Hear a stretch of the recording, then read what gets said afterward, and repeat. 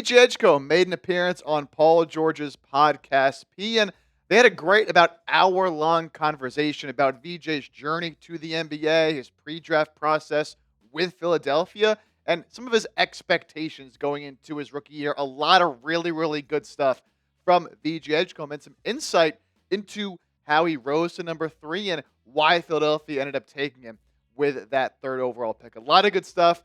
We're going to break it down. Be sure you guys do check out the full episode, by the way, because I'm not going to talk about everything. It really is a great watch, even if you don't normally watch or are a big fan of Podcast P. Before we get into everything, the most important things VJ and Paul George did discuss. Today's poll question, go down and answer it in the comment section. I want to know how confident you are right now in VJ Edgecombe heading into his rookie season. How confident are you that he can be a real impact player and a hit with that third overall pick? Scale it 1 through 10. 1, you have absolutely no confidence at all. Number 10, you think he's going to be the best player on the Sixers this season. Give me that scale down in the comment section. So they started up their conversation, VJ and Paul George did, on VJ making it to the NBA, right? We know VJ, his background, his story, it's truly phenomenal. This is what he had to say. It still feels surreal. I was just a kid with a dream, just wanted to make it. I always understood my path was going to be different, willing to accept whatever comes with it.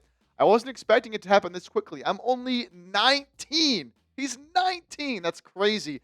I was thinking probably when I'm 23, 24 years old, I'll probably get a summer league shout or something. It still feels surreal to this moment. I don't even believe I'm in the NBA right now. As I mentioned, his story, truly incredible. We know about it, how he grew up, the odds he had to overcome to make it to the NBA, and not just get to the NBA and be a good college player and get drafted, but to get drafted third overall when he said himself he wasn't even sure he was going to be on a real NBA roster by the time he was 23, 24 years old. He was just hoping for a summer league invite, and now here he is at the third overall pick. It's just a big testament to the person he is, his work ethic, and his determination and his ceiling as well, because he's going to keep that chip on his shoulder, keep that mindset. Yeah, you were the third overall pick.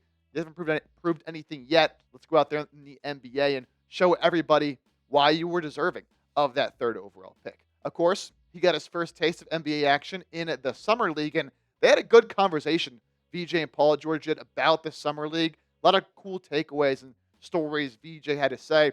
Let's start here with a Summer League debut, talking about how he got himself sort of inserted into the game. It took me a minute to get a bucket, man. I was like, man, it's Summer League. I'm going to go shoot, hoop. When I got my first bucket, I started to get comfortable, take all the open shots. Why not just shoot the ball? After I got that layup, I'm in the flow now, starting to find my spots. That is something I've been working on. He's got to keep this mentality, in my opinion. I know coming into a team like Philadelphia with guys like Joel Embiid, Paul George, Tyrese Maxey, guys that do take a lot of shots, it can be easy to sort of sit back into his role and be a little bit more passive, play to his strengths. But I think it's important for him really to stay with that aggressive mindset, right? And I loved what he was saying on the podcast is, Summer League gets a little bit different. He started off the first minutes of that first game trying to fit in and get to the right spots in the flow of the offense. But he said after a couple minutes, he was like, man, this is Summer League. What am I doing? Like, let me be aggressive, right? And take all these shots. And, of course, he had that big game dropping 28 and 10 in Salt Lake City. So I love the mentality.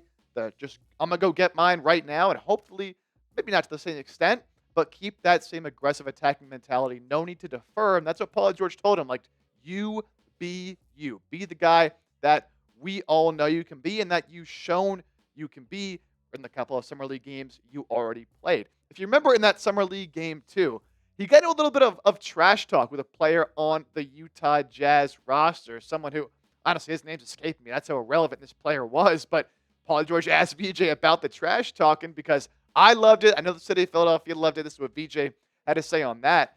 I'm going to wait till you talk to me.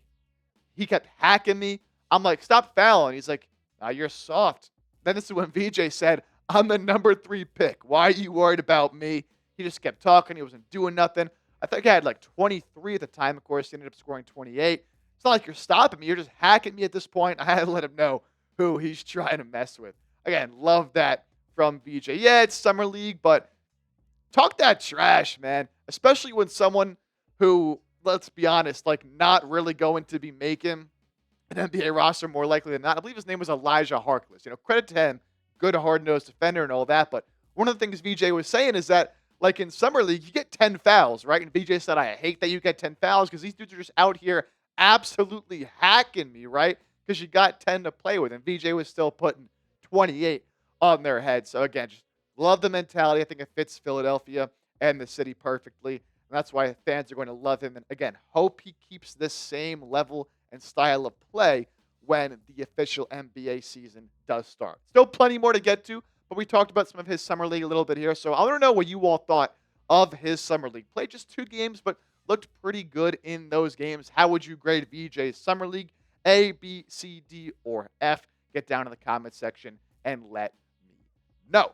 Now, VJ also talked about his transition from college to the NBA and said that he thinks the NBA might be easier for him than college basketball. I already played with the Bahamas team. I already had played with some space before. I hate college basketball. I was there with 2 centers at Baylor in the paint. I got to get to the cup. It was hard. You can just sit there in the paint. There's no 3-second rule in college. My coach, big analytics guy at Baylor, so you could not take mid-rangers. It was hard for me, probably why my percentages were a little bit low too. Everybody was like, VJ Edgecombe, he can't finish. I was saying that too. It was bad. But now the spacing in the NBA, so much better, and you're playing with elite players. For me, it's an easier game. The pace is just a little bit faster, so I got to control the pace in my head, slow the game down. That comes with watching film, but I am ready. And this is the reality for a lot of college players as they transition to the NBA. Not a lot of talent in college, and depending on your coaching staff, depending on your role and the spacing you had on the squad, like, you weren't really able to showcase all your skills. We talked about this. This is why it can make college evaluation so hard, because someone like VJ didn't get to display all the skills he truly had. But now we saw it in the summer league. We'll see it even more in the NBA with better spacing and just better talent around him. He can flourish even more, especially as a guy who likes to take those mid-ranges and get to the basket, because they also talked about this, him and PG. When you're someone like VJ who wants to attack the basket, you can use that mid-range to your disposal because guys are backing up a little bit, trying to prevent you from going to the rack. But at Baylor, his coach didn't want him taking mid-ranges. So the defense didn't have to worry about that. They could just load up at the rim because they know he's not pulling up in the mid-range. As a result, his finishing numbers were worse. That should improve in the NBA.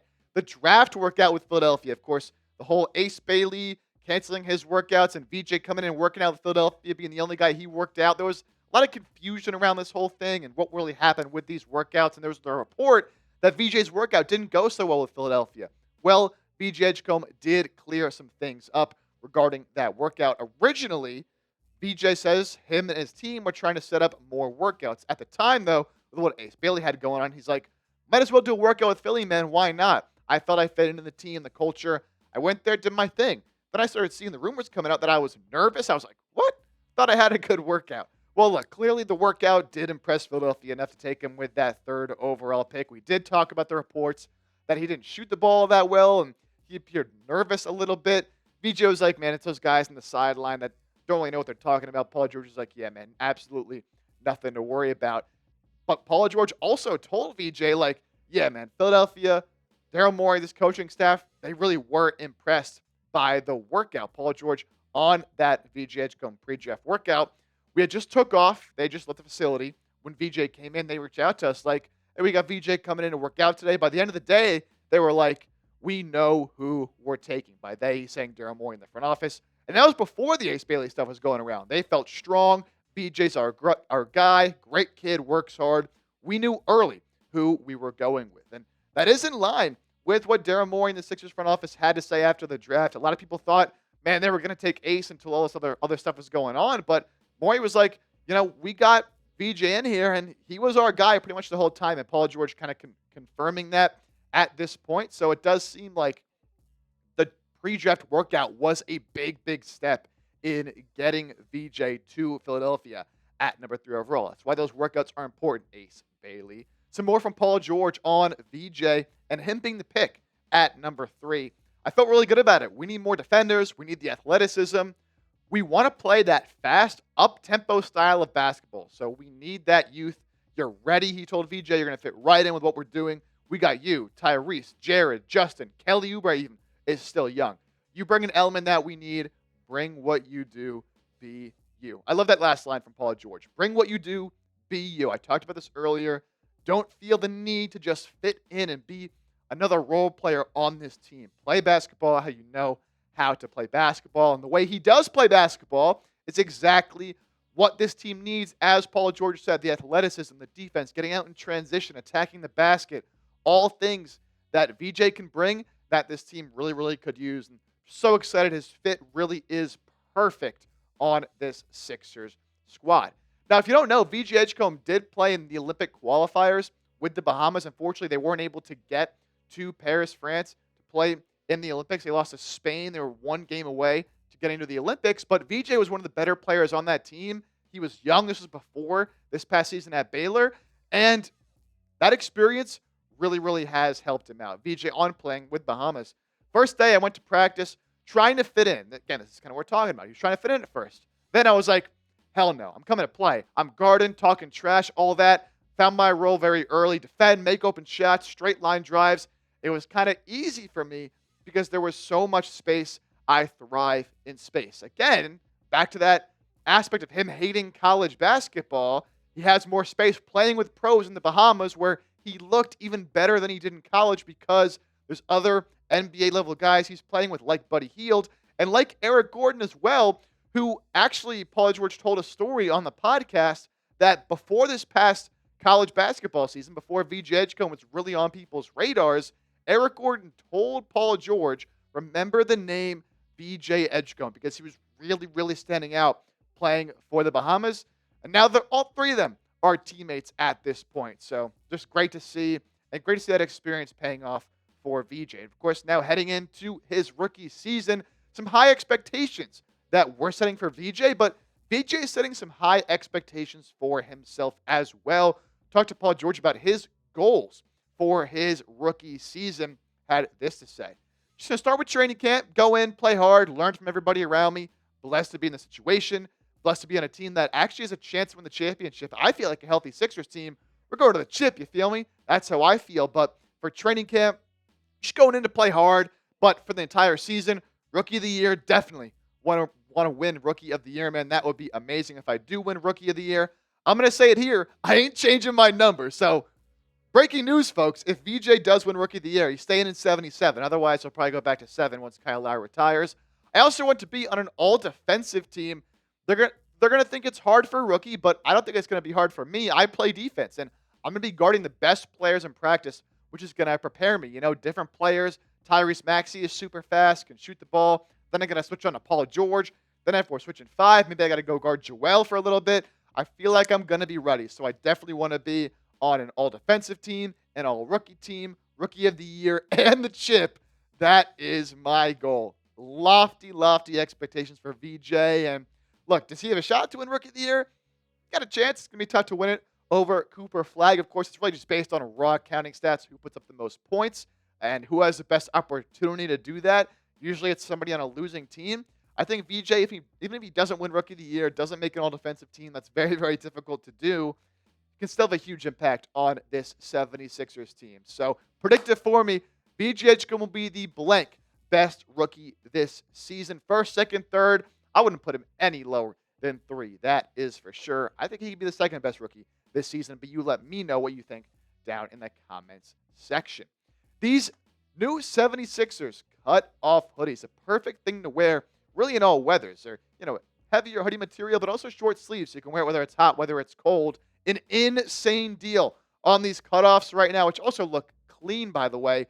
Over 50% off. They are originally marked at $100. They are currently down to just $45, but it is a limited time only. The deal's not going to last forever. Take advantage now by going to chatsports.com/Sixers hoodie. Again, chatsports.com/Sixers hoodie. I'll have that in the comments section and description of today's show. Again, over 50% off. Take advantage before it's too late. VJ also talking to Paul George about some of his NBA influences, who he models his game after, the guys that he watches a lot of tape of. He said offensively and just players as a whole, D. Wade, Victor Oladipo, prime Victor Oladipo, by the way, when he was with the Indiana Pacers, are the two guys he feels his game is most similar to. Those were two comps that a lot of people were talking about with VJ. You can obviously tell he watches them, he models them. A lot of those two guys in his game. He also said defensively. He watches a lot of just straight defensive tape as well because he is such a talented defender, wants to be elite on that end.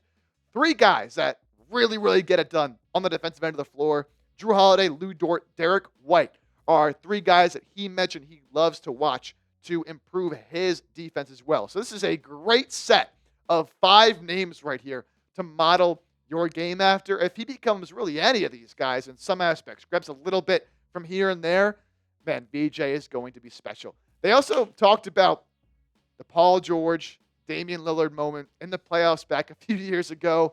Paul George got a little tight, got a little uncomfortable about it. But VJ talked about Damian Lillard being one of his, and not one of his actually, his favorite player when he was a kid growing up. He loved Dame. He said, "You can't talk bad about Dame to me. That's my guy. I'll always defend him." So one of Paul George's co-hosts on the podcast asked VJ the Dame shot over my guy PG. Was that a good shot? And VJ paused for a little bit. He said, "You want my honest answer?" They were like, "Yeah." VJ said, "It was a good shot. It was a good shot." Right to Paul George, man. It was funny. And then he actually, after they talked a little bit, VJ was like, "You know what, though? Paul George is my teammate now, so I got you, PG. It was not a good shot." Just a funny moment they had together, and really the entire conversation. Again, go check it out. It was phenomenal. A lot of great insight. They talked about a lot more. VJ talked about Cooper Flagg a little bit, their kind of rivalry, although they're close friends as well. So plenty of good stuff. Go over there, check it out. But this was definitely a funny moment. Paul George defending himself a little bit as well on that shot by Dame. If you're still hanging out, if you watched this entire video of 76ers Now by Chat Sports, you are a real one. I want you to show me by going down in the comment section, typing real one down below so I know where all my real ones are at. If you also watched the entire thing, hopefully that means you enjoyed. If you did, I encourage you to hit that sub button. Sixers news, rumors, analysis, even stuff like this, where we're talking about VJ going on Podcast P, all different types of content every single day, all year round. The season will be here before you know it. So get ready and hit that sub button.